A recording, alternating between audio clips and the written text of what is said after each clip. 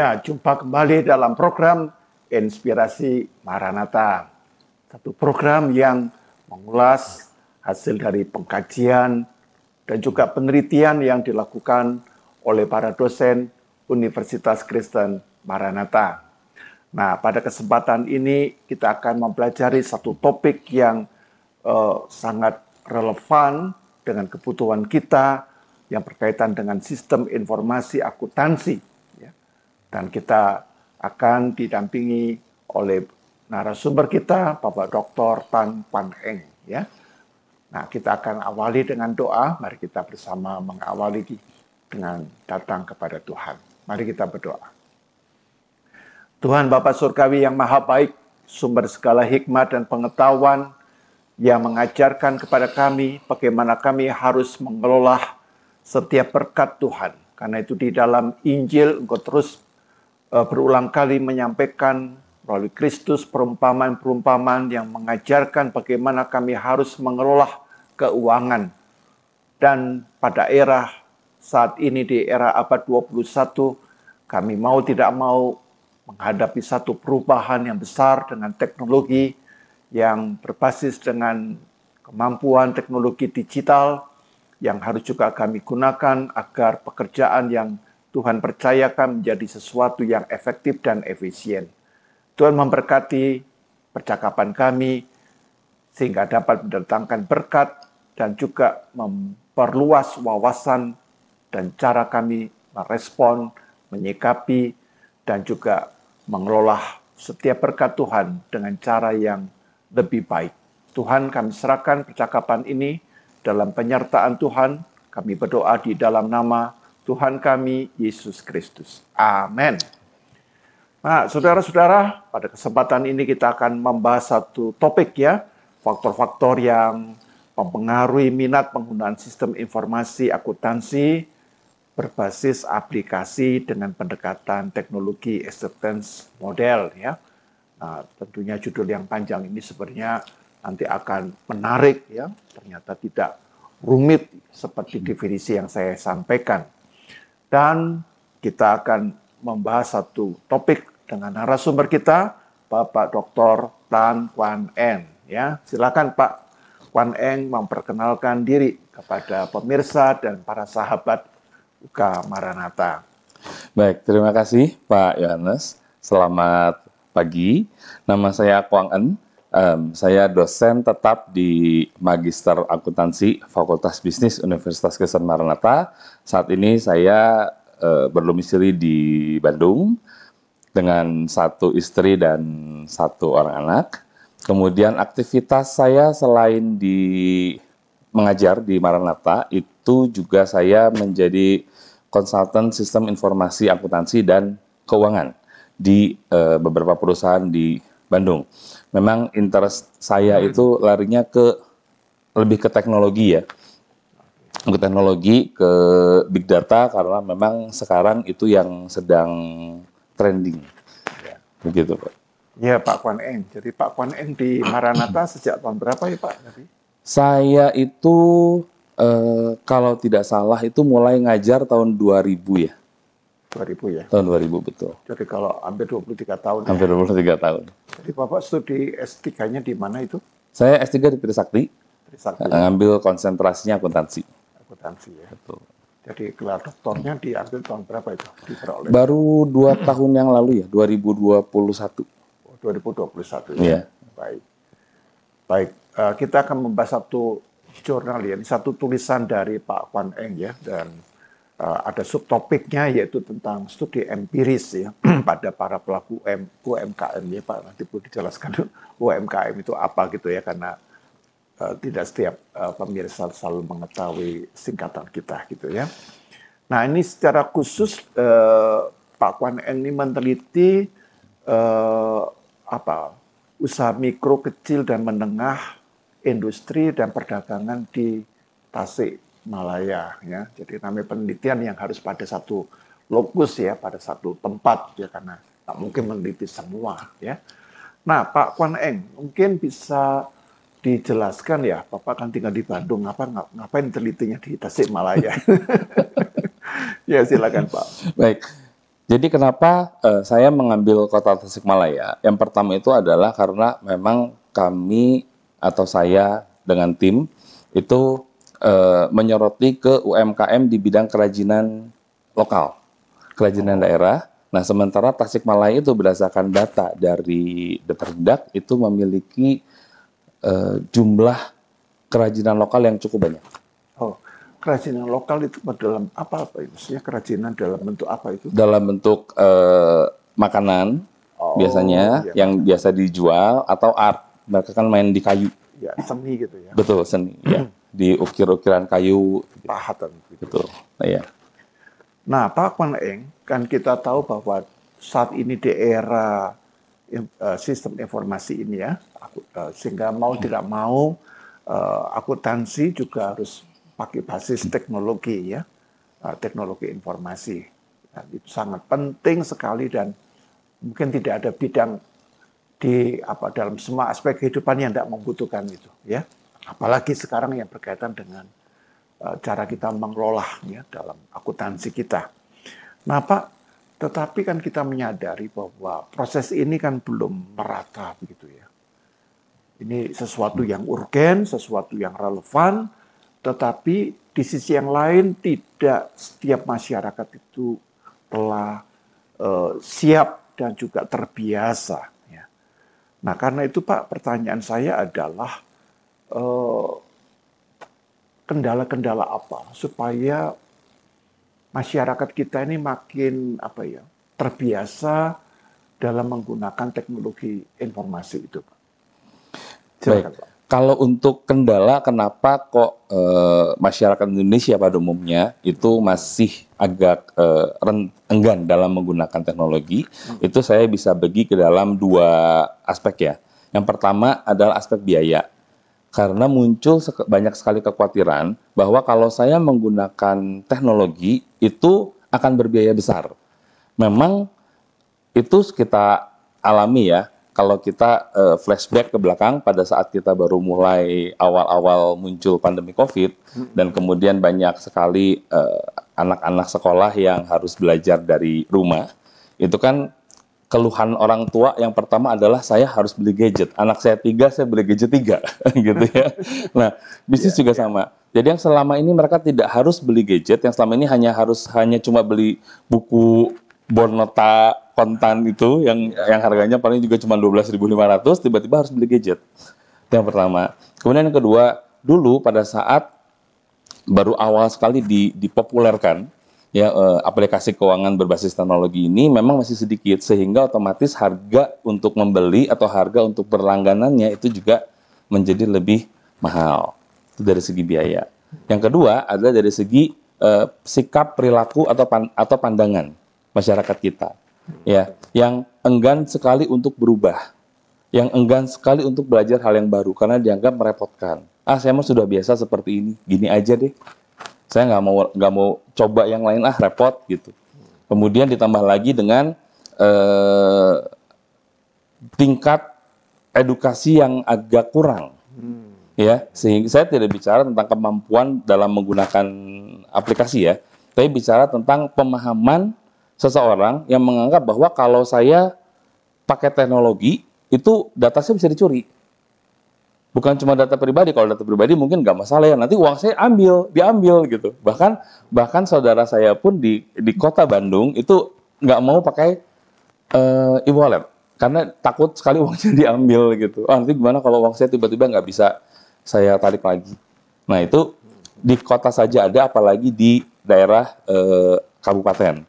Itu menurut saya hal-hal itu yang menyebabkan penyebaran penggunaan teknologi di dalam bisnis itu agak sedikit terhambat. Saya membayangkan kalau kota, kabupaten ya, tapi kita juga melihat bahwa wilayah Indonesia itu kan sangat luas. Bukan hanya kabupaten, tapi daerah-daerah yang sangat terpencil. Ya. Dan saya membayangkan bahwa kesadaran dengan teknologi ini tampaknya masih membutuhkan effort yang besar dari pemerintah. Tapi juga dari kesadaran bukan hanya dari pemerintah, tetapi juga dari kemampuan akademisi, ya, universitas, katakanlah para pendidik yang harus juga membantu begitu. Tapi saya juga ragu kadang-kadang kalau para pendidik di daerah, ya tentunya tidak semua.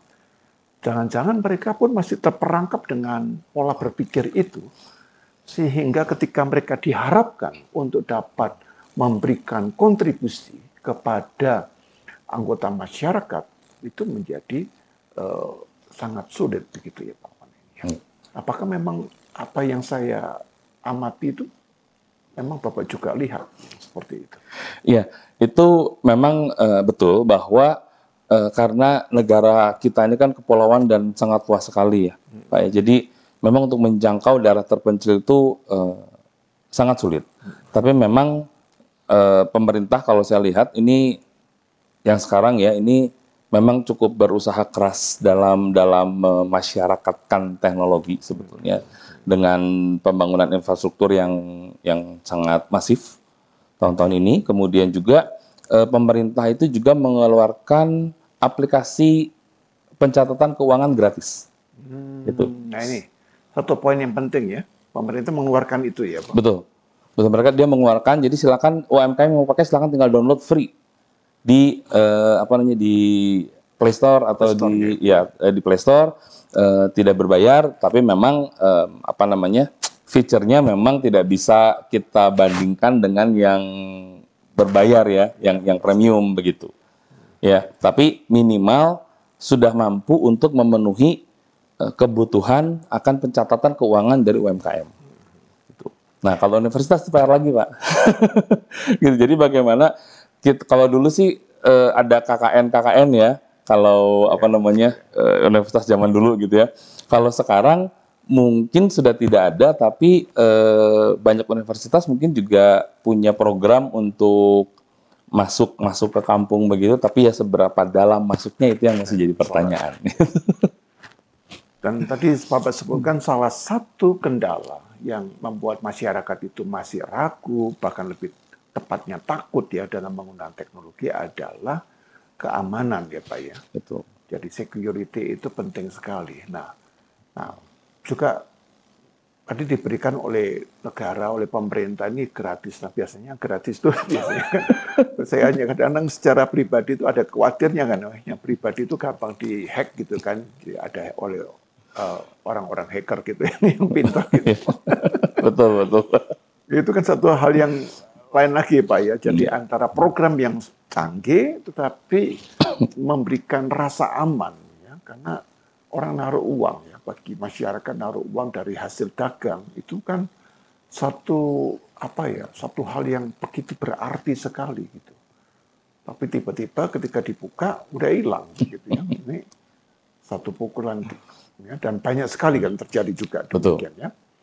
Orang-orang yang ngaku pakai WA ya, lalu tiba-tiba kita klik data kita tiba-tiba diambil semuanya begitu. Nah, baik Pak Wanaeng, tadi saya tertarik sekali dengan apa yang Bapak sampaikan. Jadi kita berbicara tentang latar belakang pelaku UMKM ya Pak. Tapi Bapak jelaskan sedikit ya supaya UMKM ini juga sebelum percakapan kita mendalam, jangan-jangan nanti kita ngomong begini pemirsa tidak terlalu memahami apa tuh UMKM itu ya. Ya. Baik, UMKM itu singkatan dari usaha mikro, kecil dan menengah. Ya, definisinya memang cukup banyak ya kalau kita bicara dalam kerangka pemikiran penelitian, gitu ya. Jadi yang biasanya paling banyak dipakai ada indikatornya itu adalah jumlah aset atau jumlah pendapatan. Gitu. Jadi pendapatan itu pun juga bervariasi. Ya, jadi pendapatan di bawah 50 juta itu masuk ke menengah. Oh, menengah ya? Menengah, betul. Kalau yang mulai mikronya dulu? Yang mikronya itu tuh yang rumah tangga, Pak. Oh, rumah tangga. Rumah tangga. Jadi yang tidak berbadan hukum dan masih dikerjakan di rumah, dia tidak punya tempat produksi sendiri atau tidak punya outlet tersendiri, yaitu itu termasuk ke dalam mikro. Misalnya kayak saya buka warung di rumah, buka toko kecil di rumah gitu, atau misalnya kayak istri saya juga kebetulan bikin puding. Ya, itu juga termasuk usaha mikro karena masih bikinnya di rumah, belum ada pegawai begitu. Ya. Nah, kalau usaha kecil itu mulai pegawainya sudah mulai banyak. Sekitar berapa itu, Pak? untuk patokannya? Untuk dari Patokannya asetnya? kalau buat saya sih usaha kecil itu antara 10 sampai 20 Oke. orang. Itu usaha kecil. Tapi nanti kita harus lihat lagi dari omsetnya. Karena kan ada yang usaha yang pegawainya memang sedikit tapi dia omsetnya besar. Gitu, ada satu toko, ada satu orang yang bikin kue itu ya di Bandung, itu terkenal sekali, itu pegawainya sedikit, tapi omsetnya gila-gilaan. Itu karena dia jual satu cake aja itu bisa harga 400-500 ribu satu cake, sementara setiap hari itu minimal dia ada order 15 sampai 20 setiap hari. Jadi kita bayangkan pemasukannya ya. Betul. Ya, nah kalau yang seperti itu saya tidak bisa golongkan ke usaha kecil gitu kan, karena kalau kita lihat dari segi perpajakannya pun barangkali dia sudah harus mulai punya membayar pajak tersendiri gitu. Ya. Itu.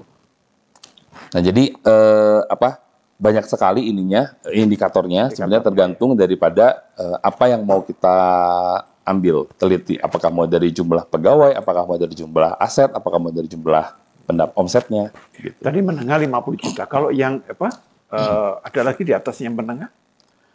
Di atasnya menengah udah besar, Pak. Udah besar. Besar. Ya? Itu udah 100 juta ke atas itu omsetnya itu. Gitu ya. Itu yang kalau di perpajakan itu sudah 4,8 M per tahun ya. Dan sudah harus dia punya sudah harus jadi wajib pajak badan. Gitu. Nah, kalau Bapak lihat di Tasikmalaya ini lebih banyak yang mana, Pak? Yang kecil atau menengah atau jangan-jangan banyak yang mikro ya? Kalau dari sampel yang saya teliti, itu saya memang mengambilnya tuh kebanyakan kecil dan mikro. Oh, kecil. Kebanyakan. Kecil, ya? Iya, mikro dan kecil. Betul. Karena kami menyoroti ke minat untuk pemakaian teknologi. Biasanya semakin besar usahanya, biasanya mereka semakin membutuhkan teknologi. Gitu. Jadi saya pengen tahu nih kalau yang tidak butuh lah ceritanya belum merasa butuh, minatnya gimana nih, persepsinya bagaimana gitu. Jadi saya ambilnya yang mikro dan kecil yang lebih banyak. Oh, saya tertarik ya, walaupun saya bukan orang yang belajar ekonomi, tapi senang sekali mendengar ada satu penelitian yang berkaitan dengan masyarakat yang mempunyai usaha mikro dan kecil. Pak, kalau Bapak amati dari masyarakat pelaku UMKM itu di Tasikmalaya, bagaimana Pak dari latar belakang pendidikan mereka? Apakah mereka ini juga rata-rata mungkin katakanlah bisa lulusan SD, lalu ada sebagian lulusan SMA, atau juga mungkin ada sebagian yang melihat bahwa sarjana juga boleh juga terjun ke sana gitu ya. Kira-kira bagaimana Pak? Dalam penelitian saya ini memang untuk statistik untuk demografinya itu saya tidak memasukkan unsur pendidikan di situ. Okay. Ya, jadi lulus apakah respondennya atau pelaku UMKM-nya ini lulus SD, SMP, SMA atau sarjana itu tidak terdata gitu. Tapi kami memasukkan demografi umur, usia di situ. Ya, usia yang kami masukkan di situ karena kami berpendapat bahwa berusaha itu tidak terpengaruh dari latar belakang pendidikan. Jadi orang yang punya pendidikan ataupun yang tidak punya pendidikan, kalau mereka berbakat ya mereka akan usaha. Bakatku butuh biasanya. Ya, kalau dari sudut usia tadi Bapak kira-kira yang dominan itu usia berapa itu Pak ya? Dari hasil penelitian, para responden kami itu usianya antara 20 sampai 50 tahun. 20. Yang paling besar yang kelompok yang usia berapa itu? Yang paling besar itu, jadi kami membagi ke dalam 3 golongan kelompok ya, 20 sampai 30, 30 sampai 40, 40 sampai 50. Betul. Dan yang paling banyak itu untuk yang level 1 dan 2, 20-30 dan 30 ke 40. Berarti relatif mereka masih usia muda ya? Masih muda, betul. Nah, jadi pertanyaan saya memang kaitannya di sini. Kalau mereka usia muda, maka logikanya mereka untuk belajar itu relatif lebih mudah ya. Betul. Gitu, Pak, ya? Betul. Nah, ini justru dari ikatan saya ketika saya baca tulisan Bapak itu menunjukkan bahwa para pelaku UMKM di Tasikmalaya itu ternyata sebagian besar masih menggunakan pencatatan secara manual. Tapi padahal dari sudut usia kan sebenarnya mereka lebih lebih gampang gitu ya. Bahkan juga saya lihat anak-anak kita nih mahasiswa gitu ya. Dosennya kadang-kadang kalah cepat itu ya. Kalau mereka sudah pegang gadget itu lebih cepat sekali gitu ya Pak. Betul. Itu kira-kira bagaimana Pak? Kenapa kok mereka ini dalam rentang usia 20, 30, 30, 40 ini kok masih banyak yang nyatet secara manual? Baik, jadi ini kita kembali ke pembahasan kita yang pertama, Pak. Ya, ada dua faktor yang menyebabkan orang itu tidak mau menggunakan teknologi, biaya atau keengganan, masalah perilaku. Kalau mereka pun mau, barangkali mereka tidak punya biaya, Pak. Barangkali mereka tidak punya, gini, kalau kita mau download aplikasi keuangan misalnya, ya minimal saya harus punya handphone yang punya memorinya itu 2 GB ya, memori ininya apa, ROM atau RAM itu saya agak lupa itu ya. Speknya itu. Betul, speknya itu minimalnya itu di 2 GB, karena kalau di 1 GB itu kan lambat sekali. Sementara untuk handphone 2 GB itu memang ada sih yang 1 juta, 1,5 juta begitu ya. Nah, cuman barangkali untuk mereka itu juga termasuk yang cukup tinggi ya, gitu. Kemudian ditambah lagi dengan, kalaupun mereka sanggup beli gadgetnya, toh juga mereka sekarang pakai Instagram, TikTok, main online game dan seterusnya, itu kan juga butuh spek yang tinggi. Kalaupun mereka punya gadgetnya, mereka harus bayar biaya berlangganan si aplikasi tersebut. Karena kecuali dari aplikasi dari pemerintah, itu semuanya berbayar. Kalau free itu kan trial. Gitu. Mungkin mereka membayangkan itu, aduh saya harus bayar bulanannya berapa, kemudian pendapatan saya berapa, gitu. Ini kebetulan saya juga ada collab lah ya, ceritanya collab. Jadi saya terlibat dalam pengerjaan software ERP di sebuah perusahaan. Kemudian si ownernya itu, teman saya itu, dia punya cita-cita untuk bikin semacam POS, point of sale, software POS itu yang murah. Sehingga bisa dipakai oleh masyarakat yang memang pendapatnya rendah. Gitu. Dia kasih biayanya itu kalau nggak salah itu maksimal di 150.000 per bulan. Sekarang lagi dipikirkan untuk ditekan ke 100.000 per bulan. Gitu. Jadi dengan membayar 100.000 per bulan saja sudah bisa pakai aplikasi, gitu ya. Itu relatif murah dibandingkan dengan yang lain. Ya, waktu itu saya belum tahu tentang aplikasi gratisnya pemerintah ya waktu itu ya.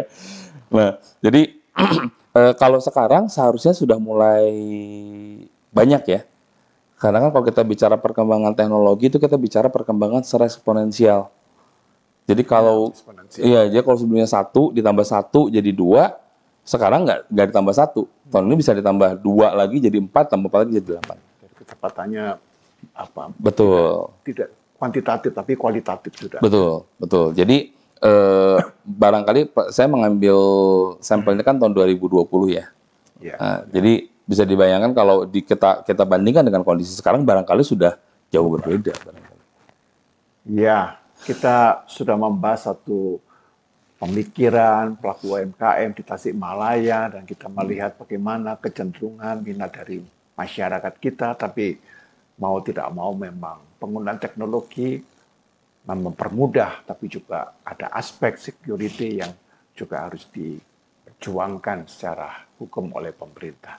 Nah, baiklah kita akan lanjutkan setelah informasi yang satu ini.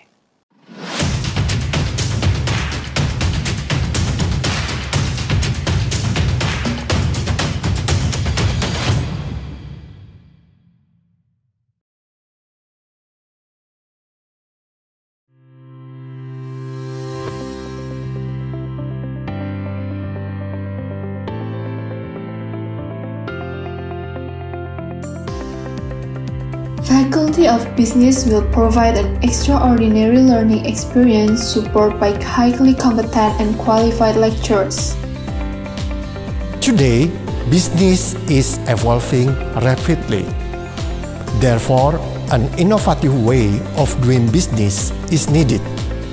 Individuals with problem-solving skills, including analytical, and creative thinking is essential to face a range of challenges of growing a future business. Our business faculty offers a unique way to educating and developing a future leaders who can add Christian values to their society. Equipped with advanced facilities that support you in the application of business knowledge. Flipped learning process is implemented by combining on-site and online learning to support effective learning methods.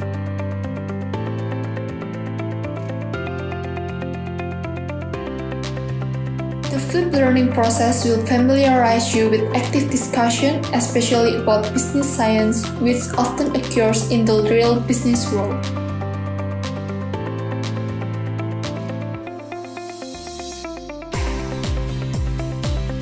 The Faculty of Business has outstanding alumni all around Indonesia and the world.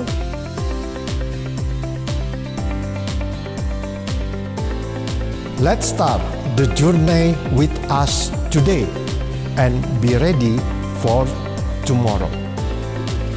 Hi, I'm Reza Sanji, the alumni of Faculty of Business Maranatha. I'm working for Indonesia FSA or Otoritas Jasa Keuangan, and currently I'm taking the PhD program in the Alliance Manchester Business School, the University of Manchester in UK. I'm very proud to be part of the Faculty of Business family. The school has an excellent learning system, good reputations, a bunch of facilities to support learning activities, and of course, a high-quality lecturer. The program also have an updated curriculum that appropriates for our professional needs and also career development. So overall, the knowledge that I got from the school is beneficial to support my professional career and also my academic path. And I believe that the Faculty of Business Maranatha will always produce a high quality graduates every year. Thank you.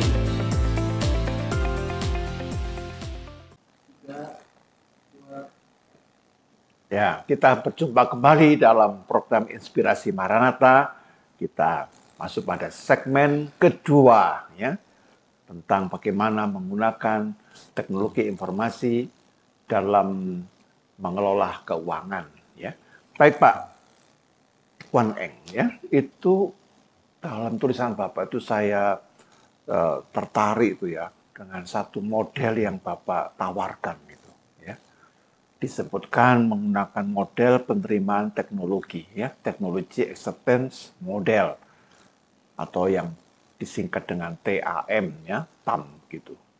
Nah, Pak, itu pola kerja dari teknologi acceptance model ini apa ya, Pak? Apa model penerimaan teknologi ini bagaimana, Pak?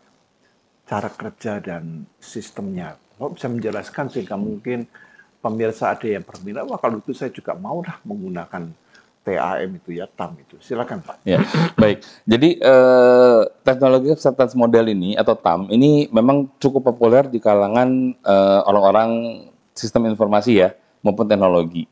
Ya, jadi ini pertama kali dipopulerkan itu tahun 1990-an ya, 1989 ya. Nah, TAM ini tuh dia adalah sebuah sistem informasi yang dia memetakan bagaimana seseorang bisa menerima teknologi. Ya, nah, bagaimana seseorang bisa menerima teknologi itu dilihat atau diukur dari apakah orang tersebut benar-benar menggunakan teknologi tersebut. Nah, bagaimana cara kita mengukur dia benar-benar menggunakan teknologi ini atau minatnya, itu kita lihat dari perilakunya. Ya, perilaku dan sikapnya terhadap teknologi. Nah, kemudian perilaku dan sikap terhadap teknologi ini kita ukur awalnya itu dengan menggunakan dua variabel ya. Yang pertama kita sebut dengan perceived usefulness atau anggapan kebergunaan. Persepsi kebergunaan dan perceived ease of use atau persepsi kemudahan penggunaan. Ya, awalnya cuma dua itu, kebergunaan dan kemudahan penggunaan. Dengan kata lain, kalau seseorang menganggap bahwa teknologi ini berguna atau mudah digunakan, maka akan most likely dia akan menggunakan si teknologi ini. Nah, pada perjalanannya, kemudian si variabel perceived usefulness dan perceived ease of use ini kemudian dikembangkan. Ya, menjadi banyak hal ya, menjadi kemampuan menggunakan teknologi, menjadi kecemasan penggunaan teknologi dan seterusnya. Nah, itu nanti akan ada beberapa variabel eksternal yang akan dimasukkan ke dalam variabel-variabel tersebut. Ya.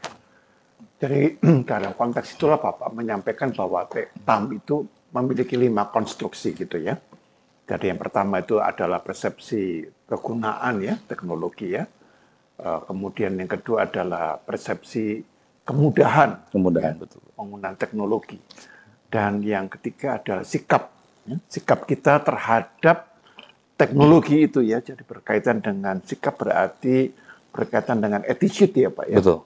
Dan yang keempat berkaitan dengan minat, ya, perilaku menggunakan teknologi. Jadi kalau minat dalam hal ini bisa disebut dengan behavior attention gitu ya. Betul.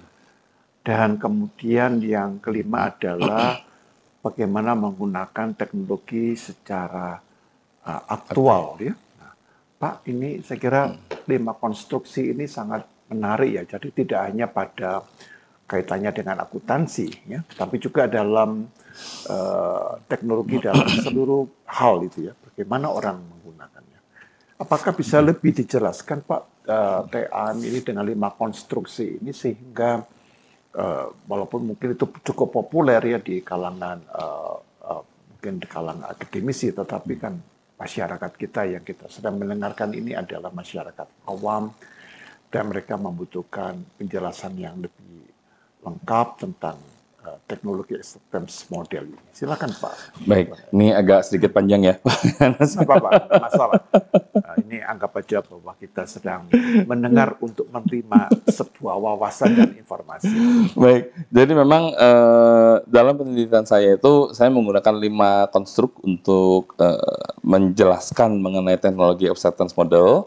Ya, yang pertama itu adalah kebergunaan. Kebergunaan itu adalah pendapat seseorang mengenai apakah sebuah teknologi itu akan berguna atau tidak. Nah, indikator yang digunakan itu adalah peningkatan kinerja dan peningkatan produktivitas. Dengan kata lain, seseorang akan merasa teknologi ini berguna kalau produktivitas dia meningkat, kalau kinerja dia meningkat. Dalam kaitannya dengan pencatatan keuangan, berarti dia akan lebih mampu untuk mencatat dengan lebih cepat. Misalnya untuk masalah stok. Pada saat saya mau tahu stok, saya nggak perlu ke toko untuk ngitung manual berapa stok saya. Ya, pada saat saya mau tahu stok, saya nggak perlu buka-buka lagi catatan saya menjumlahkan secara manual pakai kalkulator. Gitu, saya tinggal buka gadget, klik, langsung muncul berapa jumlah stok yang saya punya. Terus kapan saya harus pesan, kapan barangnya akan datang. Nah, itu contoh kebergunaan. Kemudian yang kedua adalah kemudahan. Kemudahan itu adalah pendapat atau persepsi seseorang mengenai kemudahan penggunaan teknologi. Ya, apakah dia menggunakan teknologi tersebut tuh harus dengan effort yang tinggi atau tidak? Gitu. Indikatornya itu adalah apakah si teknologi tersebut itu mampu beradaptasi dengan pengguna. Ya, atau sebaliknya, apakah pengguna mampu beradaptasi dengan teknologi. Ya, karena sekarang Pak, kalau kita mau bicara jujur-jujuran, itu bukan user yang milih teknologi yang milih user sekarang. Mau nggak mau, kemarin saya sempat ada satu di prodi kami itu sempat ada pelatihan, ya, salah satu software accounting. Pada saat ya kan kami dosen accounting ya, dikasih software accounting, gitu. Kemudian ya kami tanya sampai ke jurnalnya dong, ya sampai ke pencatatan segala macam. Itu sempat jadi perdebatan karena menurut kami jurnalnya salah. Harusnya nggak begitu. Itu secara accounting pencatatannya harusnya tidak seperti itu. Tapi jawabannya cuma ya user maunya begini Pak, dia bilang gitu. Jadi sekarang sudah teknologi yang harus beradaptasi dengan user, gitu. Bukan user yang harus beradaptasi dengan teknologi. Itu sebabnya kenapa teknologi atau software yang built-in itu lebih populer daripada yang sudah jadi, gitu. Ya, itu masalah adaptasi. Dan itu juga kenapa sekarang ada istilah user friendly ya. User friendly itu kan bukan berarti usernya yang harus friend sama teknologi, tapi teknologi yang harus friend sama user. User friendly itu kan, ya. Nah itu jadi masalah pengadaptasian dari kedua belah pihak dan apakah sesuatu itu mudah dipelajari atau tidak. Ya, misalnya kita ambil contoh aja yang paling mudah adalah iOS dengan Android. Ya, banyak sekali yang tidak mau pakai Apple karena merasa sulit pakainya. Karena mereka sudah terbiasa pakai Android yang memang lebih user friendly. Saya seringkali bilang kalau sudah pakai Apple, ya apa itu iPad atau Mac gitu ya, atau iPhone, itu cobain aja 3 bulan juga udah lancar kok, gitu ya. Tapi ya itu 3 bulan itu yang mereka struggling merasa ini kok nggak segampang Android, mau transfer data nggak bisa langsung colok, copy, geser, drag, selesai kan, nggak bisa gitu kalau ke iOS kan, gitu harus download iTunes segala macam. Itu masalah untuk kemudahan. Kemudian konstruk yang ketiga adalah attitude, sikap dan perilaku. Nah ini kami mengambil dari masalah kecemasan. Ya, cemas seseorang, di mana seseorang itu merasa cemas kalau dia menggunakan teknologi informasi. Nah untuk indikatornya itu ada 2, ya. Satu rasa takut, yang kedua antisipasi. Ya. Takut dan antisipasi. Betul, takut dan antisipasi. Jadi memang kedua konstruk ini agak yang satu negatif ya. Ini minus maksudnya. Ya, nanti kalau dimasukkan sana dia angkanya akan minus karena kan itu berbeda untuk takut dan antisipasi. Ya. Kemudian yang yang keempat adalah minat. Minat itu dari keinginan seseorang untuk menggunakan teknologi informasi. Itu indikatornya ada 2, yaitu prioritas seseorang dan impian masa depan. Ya, jadi kalau memang seseorang belum menggunakan informasi teknologi, tapi dia mau, ya, item pertanyaannya adalah apakah Anda akan menggunakan aplikasi keuangan berbasis teknologi di masa yang akan datang? Kalau jawabannya iya, berarti dia memang punya minat, gitu. Atau prioritas. Kalau prioritas kita bisa lihat dari bagaimana dia menempatkan si kebutuhan akan teknologi tersebut. Gitu. Kalau dia menempatkan itu di awal, di depan, berarti memang minatnya dianggap cukup tinggi. Kemudian yang terakhir adalah actual usage, ya, penggunaan yang sebenarnya. Itu kami mengukurnya dari kemampuan seseorang dalam menggunakan teknologi. Jadi kalau dia memang tidak mampu, pasti dia tidak akan menggunakan teknologi tersebut. Ya, nah untuk indikatornya ini ada 3. Yang pertama adalah kita bicara tentang tingkatannya. Ya, jadi seberapa besar atau magnitude ya. Jadi seberapa besar seseorang itu mampu untuk mengaplikasikan teknologi tanpa meminta bantuan orang lain. Diajarin pertama kali, 2 kali, setelah itu dia bisa dengan mandiri untuk mengoperasikan si teknologi tersebut. Yang kedua adalah strength-nya, kekuatan. Ya, jadi seberapa besar atau seberapa yakin seseorang itu bisa menggunakan teknologi tersebut sampai selesai. Ya, itu tulis. Kemudian yang ketiga itu adalah generalisasi. Jadi seberapa besar kemampuan seseorang dalam menggunakan berbagai macam teknologi untuk menyelesaikan satu pekerjaan. Dalam hal ini adalah pencatatan keuangan. Gitu. Jadi itu konstruk yang kami gunakan dalam penelitian ini. Ya. Saya melihat bahwa 5 konstruk ini sebenarnya berkaitan dengan bagaimana kita merespon teknologi, ya. Sehingga di balik merespon itu kita mau tidak mau sebenarnya sedang menyesuaikan, membuat satu mindset yang baru terhadap teknologi ini. Jadi kalau selama mindset kita tidak mengalami perubahan, ya, maka 5 konstruk ini akan negatif semua, gitu. Tidak akan bisa terlihat. Jadi ada perubahan, dan mindset ini kadang-kadang hanya bisa diubah kalau dipaksa. Gitu. Jadi kadang-kadang begitu kan. Jadi selama orang kalau nggak dipaksa, dia tetap aja pada kehidupan yang konvensionalnya, dia merasa nyamannya di situ. Nah, kita berada di dalam satu era yang memang sekarang mau dipaksa kita. Bahkan juga kalau kita beli di toko pun juga sekarang kita juga harus membayar, tidak selalu pakai cash kan. Karena saya jarang sekali membayar pakai cash. Dipaksa juga semuanya kan begitu. Pak, tadi saya tertarik dengan apa yang Bapak katakan bahwa justru teknologi itu yang membuat kita itu harus menyesuaikan diri gitu ya. Misalnya tadi Bapak mengatakan penggunaan tadi berkaitan dengan jurnal tadi. Ya, ternyata kalau Bapak lihat salah itu ya. Iya. Gitu ya Pak. Iya, betul. Nah, pertanyaan saya agak bingungnya begini. Kalau Bapak sebutkan salah, itu berkaitan pada prosesnya atau nanti pada hasilnya? Prosesnya, Pak. Prosesnya kurang tepat. Ya? Iya, prosesnya tidak tepat, tapi itu harus dilakukan supaya hasilnya tepat. Tapi harusnya nggak ke sana. Gitu. Gimana saya ceritanya? Saya agak bingung ya. Biasanya proses ini kan memengaruhi hasil ya, resultnya itu. Kalau prosesnya ini kurang tepat, maka logikanya itu kan resultnya agak beda. Begitu. Bagaimana Pak Pane? Atau gini Pak, kalau saya mau pakai analogi ya, misalnya saya dari titik A mau ke titik B, misalnya ya.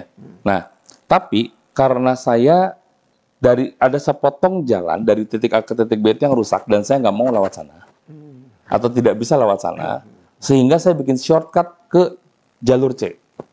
Sementara jalur C itu forbidden, Pak. Tapi saya harus tabrak jalur C itu. Supaya saya bisa sampai di B. Jadi kalau teknologi ini kadang-kadang membuat satu shortcut gitu. Jadi dia memotong begitu. Betul, tergantung kebutuhan user. Ini yang saya alami di lapangan. Gitu ya. Saya akademisi ini. Akuntansi itu punya standar. Ya, jadi saya ya sedikit banyak belajar lah tentang standar accounting. Begitu meeting dengan klien, ya, saya bilang harusnya begini. Mereka bilang tidak bisa. Karena ya bisnis banyak sekali ininya ya, dinamikanya begitu kan. Karena ini, karena itu, gitu. Mau nggak mau akhirnya, oke, siapa nih yang mau ngalah nih, gitu kan? Otomatis karena klien sih selalu benar ya. Jadi kan kita harus memenuhi kebutuhan klien kan. Jadi saya akhirnya harus harus bukan negosiasi. Kompromi saya harus ngobrol, iya, berkompromi lah dengan si programmer. Oke, kalau dia maunya gini, bisa nggak kamu bikin begini dulu, setelah ini baru kamu bikin begini.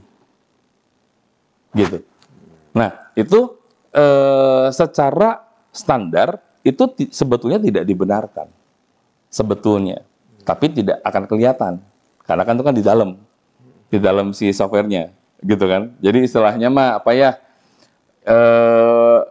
kalau kita menyembunyikan sesuatu itu di dalam si software itu memang kan cuma programmer yang bisa lihat, programmer yang bikinnya yang bisa lihat. Orang lain kan nggak akan lihat, mereka cuma tahu hasilnya begini aja gitu.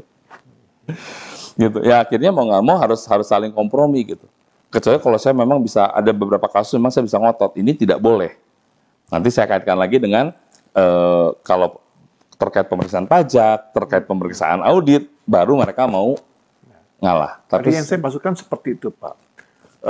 Bagi saya kan, walaupun saya tidak terlalu mengerti mendetail ya, tetapi saya membayangkan dalam membuat jurnal ini kan berkaitan dengan akuntabilitas seseorang.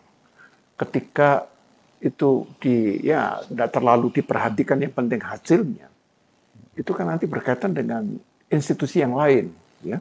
Misalnya kalau asetnya masih kecil-kecil akan diperiksa dong. Tapi ketika nanti misalnya yang Bapak cerita orang di Bandung itu yang omsetnya bisa ratusan ribu, sekian puluh juta tiap hari gitu ya. Itu kan mau tidak mau kan berkaitan dengan institusi pemerintah yang akan memeriksa. Nah kalau itu dilanggar, itu kan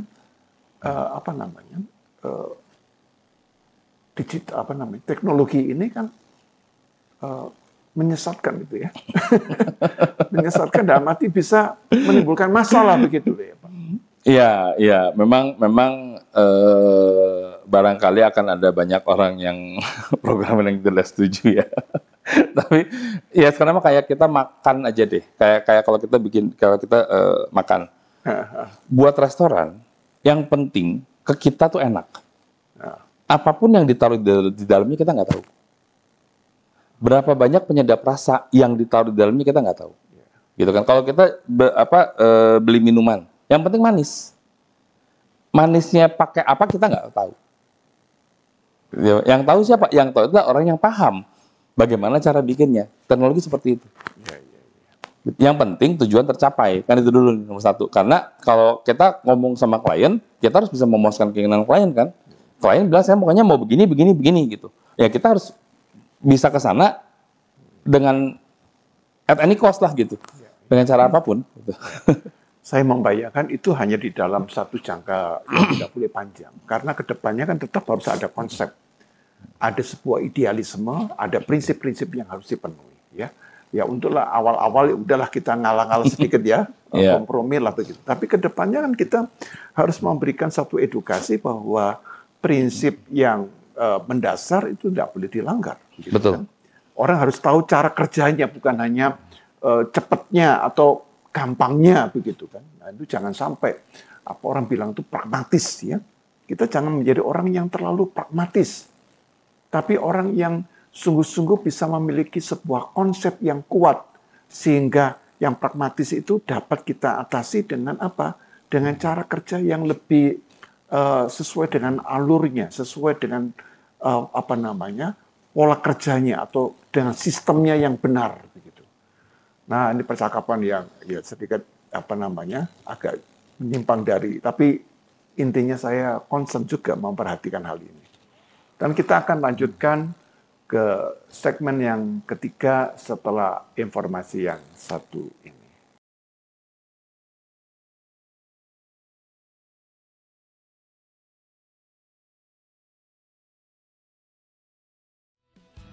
Bapak, Ibu, dan Saudara sekalian, jangan lupa saksikan Inspirasi Maranatha setiap hari Senin pukul 7 malam di platform YouTube Universitas Kristen Maranatha dan bisa juga diakses di platform YouTube iStream Studio.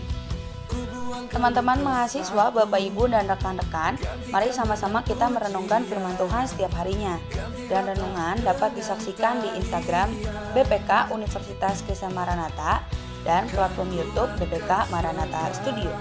Untuk teman-teman mahasiswa, rekan-rekan saudara, dan Bapak Ibu yang rindu melayani, Bapak Ibu bisa mendaftarkan diri melalui nomor WhatsApp yang tertera di layar. Kami juga mengucapkan selamat ulang tahun untuk Bapak Ibu yang berulang tahun di bulan ini ataupun di minggu ini. Kiranya Tuhan memberikan sukacita, berkat yang melimpah, serta damai sejahtera yang daripada Tuhan. Kami juga mengajak Bapak Ibu yang memiliki keinginan untuk pelayanan di bidang nyanyi, Bapak Ibu bisa ikut latihan Seraphim Choir setiap hari Selasa pukul 3 sore di Studio Seraphim GWM lantai 1. Maranatha juga mengadakan program bantuan biaya hidup. Untuk teman-teman mahasiswa yang membutuhkan, bisa menghubungi nomor WhatsApp di bawah ini atau bisa tanya langsung ke Badan Pelayanan Kerohanian GAP lantai 2. Tidak terasa, kita sudah memasuki masa Prapaskah dan sebentar lagi kita akan merayakan kematian dan kebangkitan Tuhan Yesus Kristus dalam ibadah Paskah Universitas. Tapi sebelum itu ada beberapa rangkaian acara Paskah yang bisa Bapak, Ibu, atau teman-teman ikuti. Lomba TikTok yang akan diadakan sampai 27 Maret 2023. Untuk setiap unit kerja atau fakultas yang ingin mengikuti, bisa langsung daftar melalui QR Code yang tertera di layar. Setetes darah, selamatkan jiwa, sehatkan raga. Ikuti donor darah yang dilaksanakan pada tanggal 28 hingga 29 Maret 2023 bertempat di Student Center GWM lantai 1. Kunjungan Purna Bakti atau Caroling akan dilaksanakan pada 4 sampai 5 April 2023. Ikuti juga puasa Trihari Suci pada tanggal 6 sampai 8 April 2023. Lalu bakti sosial akan diadakan pada tanggal 10 April 2023. Ikuti dan rasakan jamahan Tuhan dalam ibadah dan perayaan Paskah Universitas yang akan dilaksanakan pada tanggal 14 April 2023 bertempat di Gedung Serbaguna, Gedung B, lantai 2. Have a nice day, enjoy your day, and God bless you all. Kita kembali ke segmen yang ketiga, segmen penutup bersama dengan narasumber kita Bapak Dr. Pan Kwan Eng. Ya. Pak Kwan Eng, tadi Bapak menyebutkan dalam salah satu konstruk tadi ada 5 tadi itu ada satu poin yang penting saya lihat itu begini, yaitu masalah kecemasan, Pak. Nah, saya kira kok banyak orang yang mengalami kecemasan ya ketika dia menghadapi sesuatu yang baru, itu ya refleks kita tuh ya ada unsur cemasnya ya. Nah, Pak disebutkan bahwa di sana ada konstruk tentang kecemasan menggunakan teknologi informasi, itu pasti sebagian orang berpengaruh negatif ya, terhadap minat ya, pelaku UMKM. Tapi ketika saya baca lebih jauh lagi, ternyata ada juga yang memberi pendapat yang berbeda. Yaitu bahwa sebagian justru mengatakan kecemasan itu berpengaruh positif gitu. Nah, ya. Jadi ini ada yang negatif, ada yang positifnya. Dan saya tertarik sekali ya, bahwa kecemasan bisa memberikan dua orientasi atau dua dimensi. Kira-kira bagaimana Pak sebenarnya kalau Bapak lihat itu ya? Baik, jadi indikator untuk konstruk kecemasan itu yang tadi sempat saya singgung sedikit adalah rasa takut dan antisipasi. Ya. Nah, kalau kita lihat perkembangannya, ya makin ke sini itu antisipasi orang semakin tinggi. Yang itu otomatis akan menghilangkan rasa takutnya. Ya, nah kalau di dalam penelitian saya ini kan memang saya mengambil beberapa penelitian terdahulu. Ya, untuk beberapa penelitian terdahulu itu ya mungkin mereka mengambil sampel dalam atau mengambil responden dalam kondisi antisipasinya masih belum terlalu Kuat ya. kuat, betul, sehingga rasa cemasnya lebih tinggi dan dia berpengaruh. Nah, analisa saya sih mengatakan bahwa semakin banyak kegagalan dalam sistem informasi atau dalam teknologi. Maksudnya kegagalan itu adalah banyaknya oknum yang menggunakan teknologi untuk melakukan scam, penipuan. Itu otomatis orang yang lain, gitu ya, akan bertindak untuk melakukan antisipasi terhadap masalah tersebut. Sehingga sekarang orang kecemasannya sudah mulai bisa dikurangi. Nah, itu yang menyebabkan dalam beberapa penelitian kecemasan itu tidak lagi berpengaruh terhadap minat. Itu karena mereka tahu walaupun saya pakai atau tidak pakai teknologi ini nggak ada urusannya gitu kan. Kayak sekarang misalnya untuk semua e-wallet atau apa namanya penyimpanan dana gitu ya di dalam aplikasi itu kan sekarang sudah ada two-way authorization gitu. Malah ada yang 3 gitu. Ada yang pakai kayak WA aja sekarang kan sudah ini ya, sudah tiba-tiba secara random kita diminta untuk apa namanya memasukin passcode. Ya itu kan baru. Ya tiba-tiba gitu. Itu untuk mencegah kalau misalnya handphone kita diambil orang, kemudian dia pakai sebentar, nggak berapa lama passcode muncul, dia nggak bisa akses lagi. Gitu. Nah itu salah satu contoh bagaimana antisipasi terhadap kejahatan teknologi. Itu mungkin yang menyebabkan sehingga dalam penelitian saya ini juga kecemasan tidak berpengaruh terhadap minat. Ya, saya kira hal yang menarik ya bahwa kecemasan itu bisa membawa orang untuk lebih mengantisipasi ya. Karena juga di dalam realita itu tidak ini yang positif ya Pak ya. Yeah. Tapi kadang-kadang sebaliknya ya. Kecemasan membuat orang tanpa sadar itu kalau dalam ilmu jiwa itu bisa mengarah kepada depresi gitu kan. Jadi dia makin merasa dirinya tidak mampu, makin merasa dirinya itu tidak berdaya, merasa dirinya itu kecil ya. Lalu dia makin terpuruk begitu kan. Nah, ini saya kira teknologi juga mengajar kepada kita bahwa kecemasan merupakan sesuatu yang sifatnya kodrati. Kita hampir cemas di dalam semua hal. Bukan hanya di dalam teknologi, bahkan dalam hidup ini ya. Kita ini adalah orang-orang yang cemas sekali ya. Sehingga Tuhan Yesus berkata, kekhawatiran sehari cukuplah untuk sehari. Memang diakui kecemasan itu, tapi jadikanlah cemas itu cuma khawatir kamu satu hari aja. Ya. Dan Yesus mengajarkan kepada kita supaya mencari dahulu kerajaan Allah dan kebenarannya. Nah, di sini saya mau mengatakan sesuatu yang menarik, bahwa antisipasi itu merupakan satu tindakan yang bukan hanya positif, tetapi di dalam antisipasi itu ada sebuah nilai spiritual, ada nilai rohani, di mana kita diajar bagaimana mengelola kecemasan itu menjadi sesuatu yang bermanfaat. kadang-kadang kita bersyukur juga bahwa kita nih makhluk yang bisa cemas. Kalau kita tidak cemas, maka kita tidak pernah ada perubahan. Begitu, ya.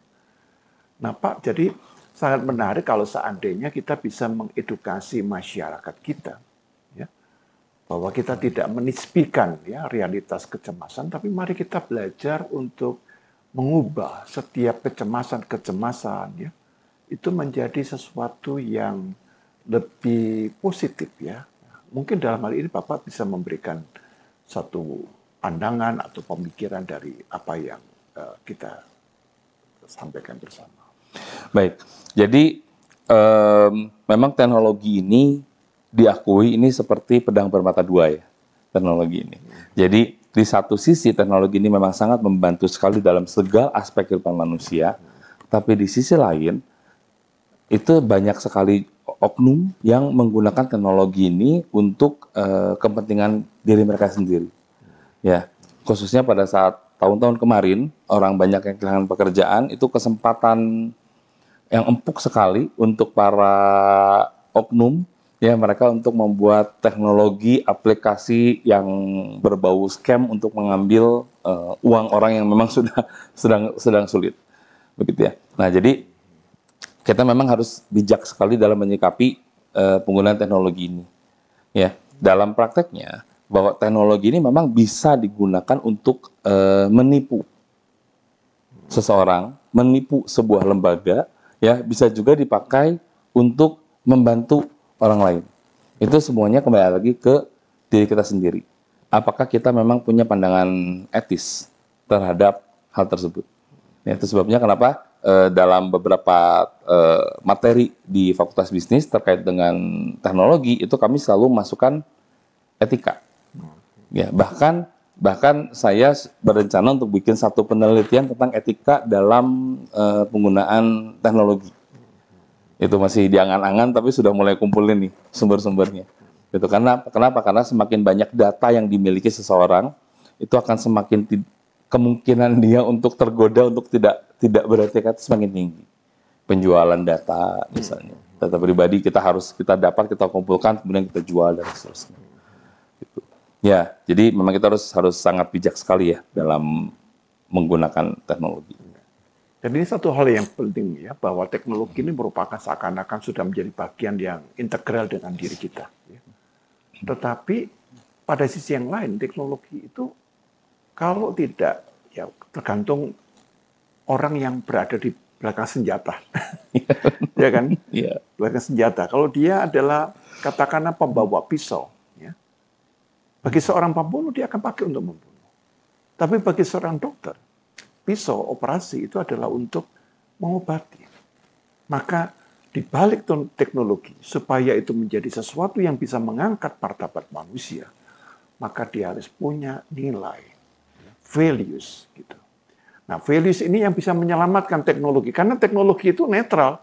Nah, yang netral ini adalah pelaku-pelakunya kan begitu kan. Jadi kita maksudnya dalam percakapan ini juga menyadarkan masyarakat jangan terlalu mengandalkan teknologi sampai kita melupakan nilai. Itu berbahaya sekali di dalam masyarakat. Pak, izinkan saya melanjutkan pertanyaan ini, Pak. Jadi Bapak dalam 5 konstruk itu salah satunya menyebutkan bahwa ada kemampuan menggunakan teknologi informasi dan juga ada persepsi kegunaan ya Pak ya. Perceived usefulness ya. Nah, secara parsial itu berpengaruh positif ya terhadap minat para pelaku UMKM ya, yang menggunakan akuntansi berbasis teknologi informasi. Nah, pertanyaan saya adalah, apakah orang-orang yang Bapak teliti ya, dan ini kan tahun 2020 Pak ya, sudah ada perubahan, tapi nggak apa-apa lah, Bapak bijakannya tahun 2020. Kalau dilihat itu, dengan orang-orang yang berpengaruh pada persepsi kegunaan ini apakah dipengaruhi oleh aspek gender ya Pak ya? Pria atau perempuannya gitu. Misalnya ternyata dari penggunaannya. Tadi kan Bapak disebut usia kan? Iya. Ternyata ini kok banyak perempuannya begitu ya. Ini saya kurang tahu. Karena maksudnya begini, biasanya kan pelaku UMKM itu biasanya banyak ibu-ibu, perempuan-perempuan begini ya Pak ya. Itu bagaimana? Apa sempat ini? Kalau ini pertanyaan agak di luar apa namanya.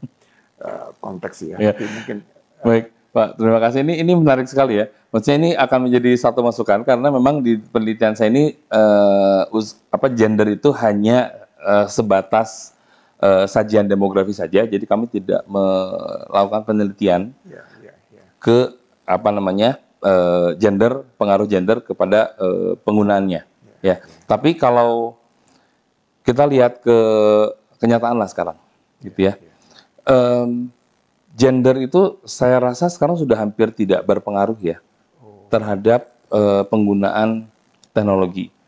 Saya punya beberapa klien semuanya terkait dengan software ERP ya, dan yang ya saya hadapi ya bisa pria bisa wanita Pak di situ, dan mereka paham tentang apa yang sedang dibicarakan gitu. Jadi saya rasa kalau ada anggapan bahwa wanita mungkin lebih banyak wanita yang menjadi pelaku UMKM, itu juga kurang tepat ya, karena sekarang pun kalau urusan masak-memasak juga pria juga nggak kalah, betul. Kemudian kalau dibilang untuk urusan penggunaan teknologi pria lebih unggul, itu juga tidak terlalu baik juga ya, karena sekarang sudah hampir semua sudah fasih teknologi. Food blogger aja banyak wanita ya, apalagi yang tutorial make up itu kan wanita semua gitu ya. Mungkin mereka punya timnya, tapi mereka pasti tahu bagaimana cara penggunaan si teknologi tersebut. Gitu. Jadi saya rasa sih memang ini belum diteliti ya, tapi kalaupun diteliti saya rasa tidak akan ada pengaruh dari gender terhadap si penggunaan teknologi. Pak, tadi ini pertanyaan saya yang terakhir Pak. Kira-kira ke depan bagaimana supaya masyarakat kita yang masih cenderung konvensional melakukan, khususnya di daerah-daerah yang jauh dari kota begitu ya, bisa kabupaten, bisa juga kecamatan, atau mungkin juga daerah-daerah yang terpencil ya, supaya mereka makin diberdayakan bahwa teknologi itu useful, dia berguna, gitu. Karena bukan hanya berguna cepat, tetapi di dalam interaksi. Kalau yang sana, daerah-daerah sana sudah paham, lalu dia merasa tersisih. Begitu kan. Ini menyangkut masalah psikologi juga. Kalau orang tidak bisa mengikuti, kan, lalu kita menjadi orang asing. Begitu kan. Nah, kita ingin supaya masyarakat kita ini makin terdidik ya, walaupun tidak harus mengikuti pendidikan perguruan tinggi, tetapi mereka makin paham, bukan hanya di dalam penggunaannya, tetapi mereka mulai terlatih untuk melihat sesuatu yang lebih utuh dari kegunaan dari teknologi. Kira-kira bagaimana pandangan Pak Wan? Baik, kalau menurut saya ini ada tiga bagian atau tiga bagian masyarakat yang bertanggung jawab atau bisa melakukan perubahan terhadap hal tersebut. Yang pertama paling jelas adalah pemerintah. Ya, pemerintah harus menambah infrastruktur, harus memperluas jaringan, kemudian juga harus mulai memperkenalkan ya ke masyarakat umum, khususnya di pedalaman atau di daerah pinggiran. Yaitu sosialisasinya harus terus-menerus dijalankan, khususnya dilakukan oleh instansi-instansi yang cukup bawah sehingga mereka bisa lebih dekat ke masyarakat. Ya. Itu uncontrollable. Yang kedua, ini yang bisa kita kontrol adalah institusi pendidikan. Betul. Jadi kita sebagai institusi pendidikan mau tidak mau ya kita harus ikut berperan serta juga. Gitu ya.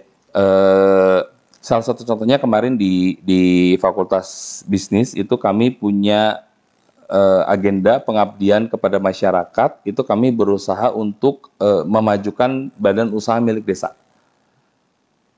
Ya, itu penggagasnya itu Pak Joni.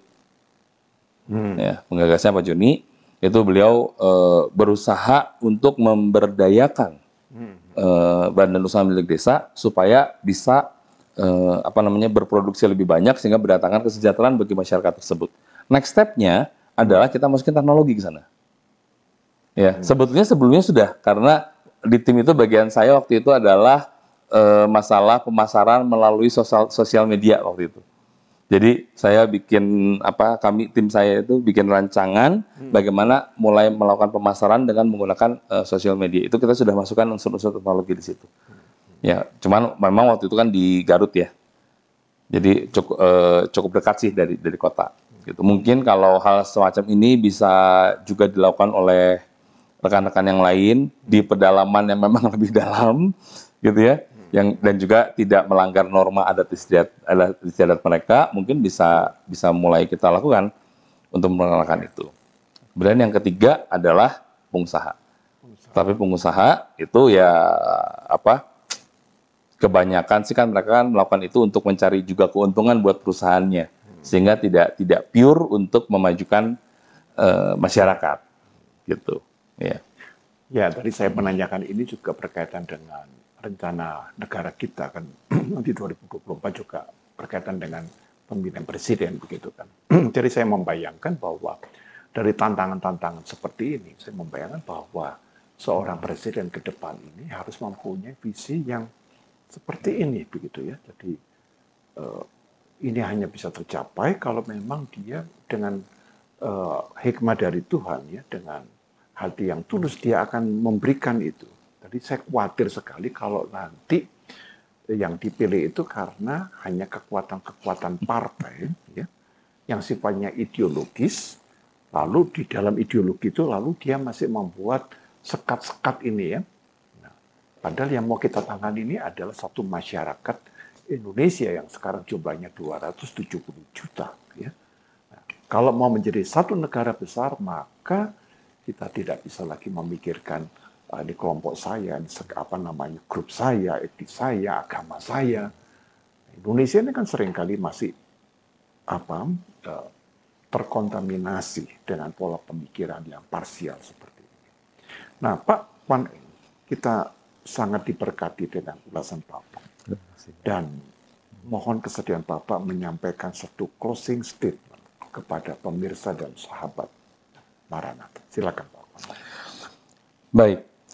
Jadi sebetulnya kita ini tidak perlu khawatir atau kita tidak perlu takut terhadap perkembangan teknologi. Ya, yang harus kita lakukan sekarang ini adalah bagaimana kita bisa menyikapi teknologi tersebut untuk bisa mendatangkan kebaikan baik bagi diri kita, baik bagi masyarakat sekitar kita, baik bagi keluarga kita maupun baik bagi institusi di tempat kita berada. Jadi jangan takut terhadap teknologi dan teruslah belajar dan teruslah berkembang. Iya, kita telah bersama-sama mendengar satu paparan ulasan dari Pak Wan Eng ya. Dan semoga percakapan ini memberkati setiap saudara dimanapun berada. Mari kita gunakan teknologi dengan nilai-nilai iman yang sungguh-sungguh mencerminkan integritas kejujuran kita. Mari kita akhiri dengan doa. Mari kita bersama datang kepada Tuhan. Bapak yang Maha Baik, kami bersyukur kepadamu bahwa pada kesempatan ini kami boleh belajar banyak tentang bagaimana kami menggunakan teknologi informasi dalam pengelolaan akuntansi para pelaku UMKM. Ya, karena kami juga semakin kreatif, di mana begitu banyak PHK di berbagai perusahaan-perusahaan besar, bahkan perusahaan-perusahaan raksasa di seluruh dunia, sehingga mau tidak mau kami untuk dapat menghidupi kehidupan kami harus secara kreatif mencari satu media kerja yang sesuai, dan karena itu mampukan kami untuk mengembangkan kompetensi kami, tapi juga kemampuan mengelola setiap anugerah dari Tuhan, menggunakan teknologi sebagai media yang Tuhan berikan kepada kami. Karena itu Bapak berkati, supaya setiap kami makin diberdayakan oleh anugerah dan hikmat dari Tuhan. Tuhan berkati Pak Wan Eng sebagai seorang dosen, berkati beliau di dalam tugasnya sebagai seorang pengajar dan juga sebagai seorang konsultan. Dia karena Tuhan memakai sehingga dimanapun Pak Wan Eng berada, dia juga menyatakan tentang kuasa kasih dan juga kebenaran dari Tuhan, keadilan dan kejujuran, integritas, sehingga dia semakin dipercaya dan juga membawa inspirasi kepada orang-orang di sekitarnya. Kami serahkan kehidupan kami di dalam penyertaan dan kemurahan Tuhan. Kami berdoa di dalam nama Tuhan Yesus Kristus. Amin.